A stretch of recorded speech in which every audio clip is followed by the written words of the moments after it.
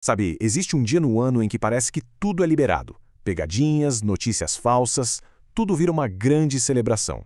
É um dia em que mentir parece não só permitido, mas até incentivado. Só que essa tradição, que parece tão inofensiva, na verdade esconde uma pergunta bem mais profunda. Será que uma mentira, mesmo quando vem disfarçada de brincadeira, é de fato algo neutro? Ou será que ela carrega um peso, uma origem espiritual que, na maioria das vezes, a gente simplesmente ignora? A resposta para isso pode ser bem surpreendente.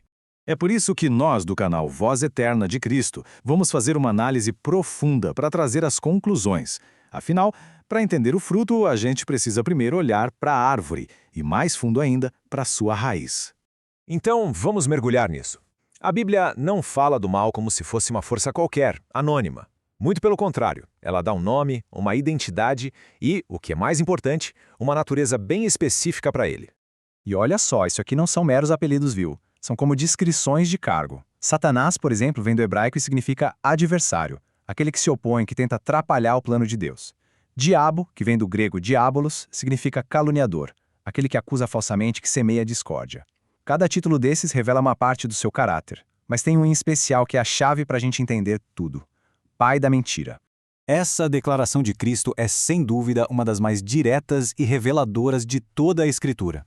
Ele não diz que o adversário conta mentiras. Não. Ele diz que quando o adversário mente, ele está falando a partir da sua própria essência, a partir de quem ele realmente é. Para entender melhor, vamos usar uma analogia.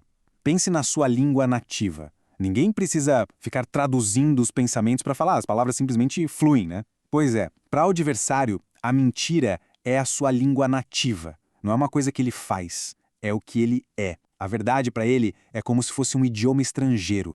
E como toda fonte gera um fluxo, a primeira mentira da história acabou estabelecendo um padrão.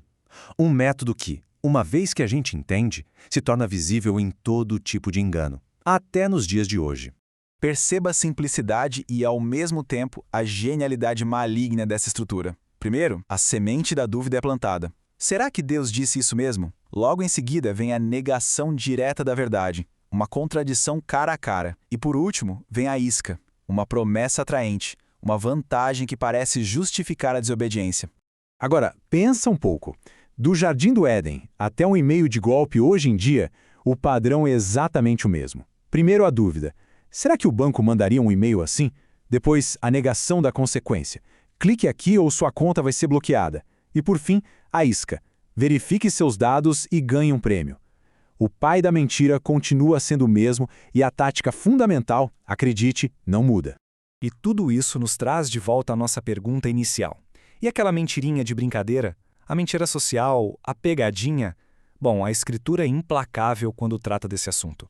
Essa analogia aqui é fortíssima, chega a ser assustadora. Salomão está comparando a pessoa que mente por diversão a um louco atirando armas mortais a esmo. O dano é real, a confiança é quebrada, a humilhação acontece e aquela desculpa de era só uma brincadeira não apaga o estrago, de jeito nenhum. Para a Escritura, o que define o ato é a intenção de enganar e não o tom com que isso é feito. Se essa profundidade de análise que vai direto na raiz das questões faz sentido para a busca por conhecimento, este é o momento perfeito para se inscrever aqui no canal Voz Eterna de Cristo e ativar as notificações. Assim, o acesso a futuras investigações bíblicas como esta fica garantido. O ponto central aqui é o seguinte: a filiação espiritual não é uma questão do que se fala, mas do que se demonstra. Não se trata de dizer quem se é, mas do que se faz de forma consistente. As palavras que saem da boca são como um exame de DNA espiritual. Elas revelam a qual família pertencemos de verdade. Sendo assim, a questão vai muito além de uma simples escolha moral. É uma escolha de alinhamento, de identidade. E na visão bíblica, não existe meio termo. A escolha, então, se torna muito clara. De um lado, uma figura que não apenas fala a verdade, mas que é a própria verdade em sua essência. E do outro, uma figura cuja natureza é a completa ausência de verdade, a própria personificação da mentira. Cada palavra que falamos nos coloca em uma posição. Ou ela vai refletir o caráter do pai da verdade, ou vai ecoar a língua nativa do pai da mentira. Simplesmente não existe uma terceira opção, uma zona cinzenta onde mentiras inofensivas possam existir. Cristo estabelece aqui o padrão para os seus seguidores. Confiabilidade absoluta. Uma palavra que não precisa de complemento, de explicação, nem de desculpa. O que passa disso, o que vai além dessa integridade, tem uma origem maligna. Então, chegando ao final dessa jornada, o que a gente pode concluir? Vamos organizar as ideias.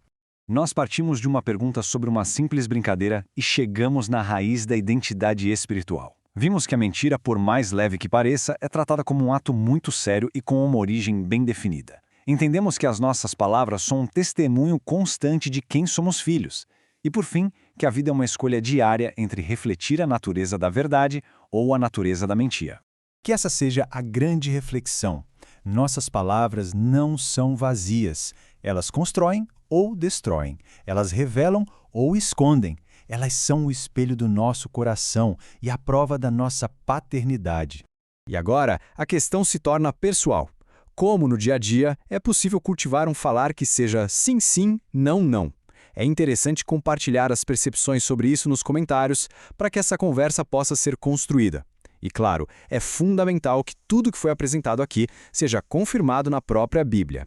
Se esta análise trouxe alguma clareza, a inscrição no canal, a curtida e o compartilhamento deste material são as melhores formas de apoiar o projeto. Cada interação ajuda o algoritmo a levar este conhecimento para mais pessoas que também buscam entender a verdade com profundidade.